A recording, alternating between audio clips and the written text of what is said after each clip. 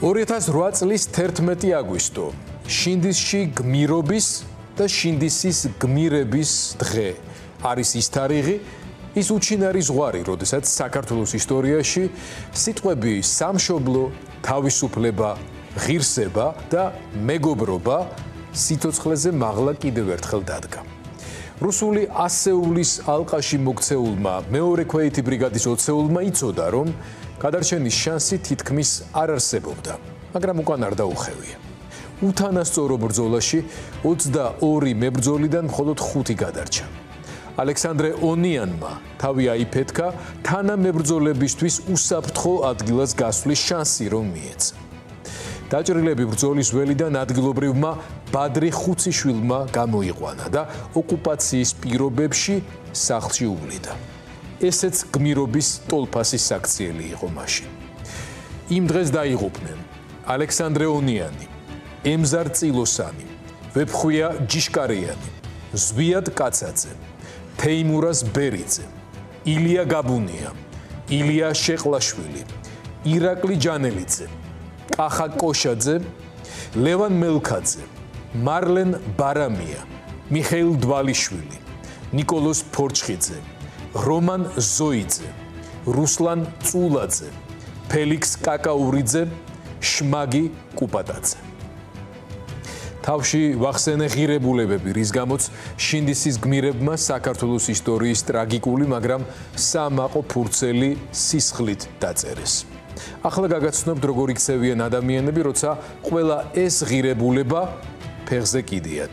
როცა უკეთეს შემთხვევაში სიბეცესა და წინ დაუხედაობასთან აზელილი, მოუნელებელი პირადი ზიზღი და სიძულვილი და ალბათ უარეს შემთხვევაში მტერი აგრესორი სახელმწიფოს წინაშე არსებული ვალდებულებები აკეთებინებთ და ათქმევინებთ იმას, რაც მხოლოდ პუტინის რუსეთის ინტერესში შედის.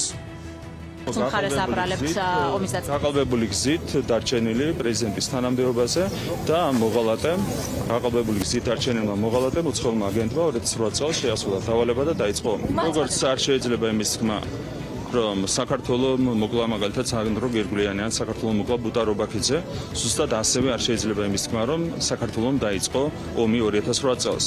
2008 წელს ომი დაიწყო არა საქართველოს, არამედ სააკაშვილის მოღალატეობრივმა რეჟიმმა, გარედან ჩანერგილმა რეჟიმმა. ეს სიტყვები არ არის უბრალოდ პოლიტიკოსის სუბიექტური აზრი.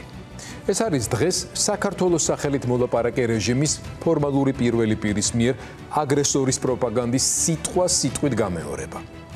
პრეცედენტს, რომელსაც არგუმენტად კობახიძე მოიხმობს, ადამიანის უფლებათა ევროპულ სასამართლოში საქმე ენუქიძე და გირგულიანი საქართველოს წინააღმდეგ ქვია.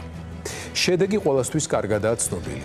რადგან პასუხისმგებელი იყო სახელმწიფო, მისი ოფიციალური სტრუქტურების წარმომადგენლები მონაწილეობდნენ დანაშაულში და სახელმწიფომ არ განახორციელა სათანადო მართლმსაჯულება, ფასი საქართველომ გადაიხადა.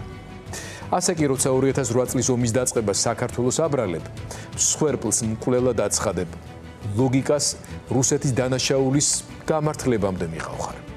ეს არის ის, რაც მხოლოდ სეპარატისტებს და რუსეთს აწყობს და რომლის საბოლოო შედეგი ჩვენი ტერიტორიული მთლიანობის რღვევის საერთაშორისო სამართლებრივი საფუძვლის შექმნა იქნება. შეუძლებელია ეს არ იცოდეს იურიდიულ მეცნიერებათა დოქტორმა კობახიძემ. შეუძლებელია ამ მარტივ არა იურისტებისთვისაც კი ადვილად აღსაქმელ ლოგიკას ვერ იაზრებდეს ის ხალხი, რომლებიც მას შინდისის გმირების მემორიალთან გვერდს უმშვენებდნენ. ასეთი განცხადება არა მხოლოდ შეურაცხყოფს შინდისის გმირების ხსოვნას, არამედ პოლიტიკურად ამართლებს მათ მკვლელებს. შინდისი არ არის მხოლოდ წარსული, ეს არის ცოცხალი საზომი.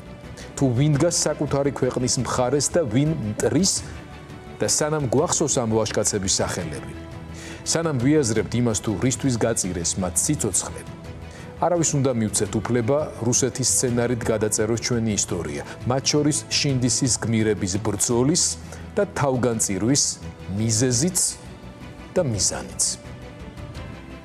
17 წლის წინ აქ მოხდა